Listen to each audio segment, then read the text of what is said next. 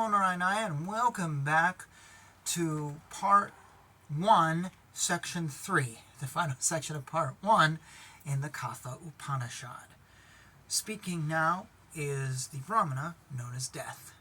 The knowers of Brahman and those who kindle the 5 fires and appropriate the Nachiketa fire thrice speak of as a light and shade.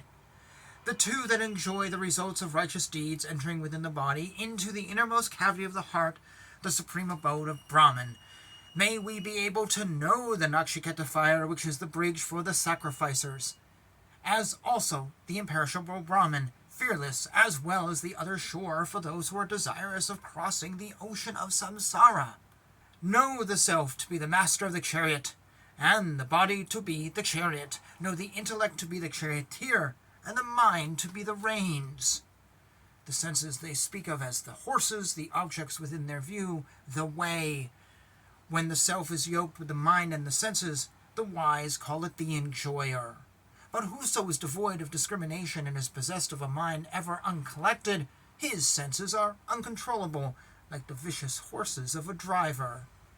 But whoso is discriminant and possessed of a mind ever collected, his senses are controllable, like the good horses of a driver.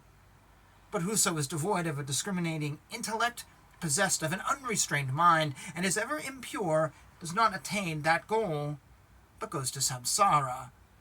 But whoso is possessed of a discriminating intellect and a restrained mind, and is ever pure, attains that goal from which he is not born again.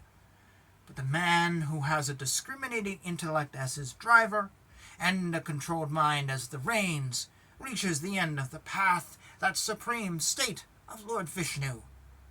The sensory objects are subtler than the senses, and the subtler than the sensory objects is mind. But intellect is subtler than mind, and subtler than intellect is Mahat, the Hiranyagarbha. The unmanifested is subtler than Mahat, and subtler than the unmanifested is Purusha. There is nothing subtler than Purusha. That is the end. That is the supreme goal.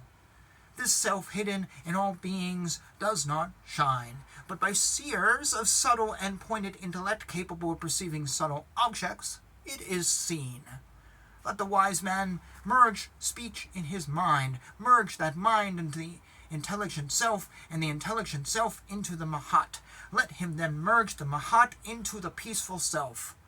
Arise, awake, and learn by approaching the exalted ones, for that path is as sharp as a razor's edge, impassable and hard to go by, say the wise. By knowing that which is soundless, touchless, formless, undecaying, so also tasteless, eternal, odorless, beginningless, endless, subtler than Mahat, and constant, man is liberated from the jaws of death. Thus spoke the Brahmana known as Death, narrating and hearing this eternal story of Nakshetas told by Death. The intelligent man attains glory in the world of Brahman.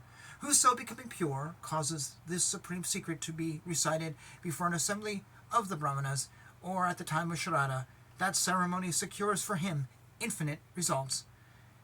It does secure infinite results. And thus ends Part 1. I really like Upanishads like this that do comparisons. For this is the driver, and this is the horse, and this is a bad driver or a bad horse. Oh, I love when they do that. I just think that's such a great way of teaching.